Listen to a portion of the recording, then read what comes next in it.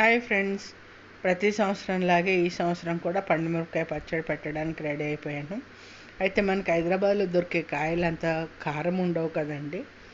మా చుట్టాలు ఎవరినో అడిగితే 2 రకాలు దొరుకుతాయి, అమ్మే వాళ్ళని అడిగితే వాళ్ళు చెప్తారు కారంవి కూడా కలిపి పెట్టుకోవచ్చు అంటే, సరే అని 2 కలిపి 2.5 కిలోలు తెచ్చుకున్నాను. దానికి నేను 300 గ్రాముల చింతపండు వేసుకున్నాను. కాయల్ని శుభ్రంగా కడిగి ఒక రోజంతా ఎండలో పెట్టుకుని తర్వాత తెచ్చుకొని ఇలా ముక్కలు చేసేసుకుని మిక్సీలో పట్టేసుకున్నాను.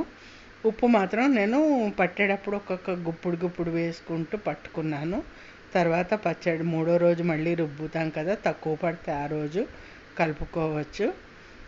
మిగిలిన ప్రాసెస్ అంతా కూడా మీరు లాంగ్ వీడియోలో చూడండి, నేను కామెంట్ బాక్స్లో పిన్ చేస్తాను. ఈ వీడియో నచ్చినట్టయితే లైక్ చేయండి, షేర్ చేయండి, ట్రై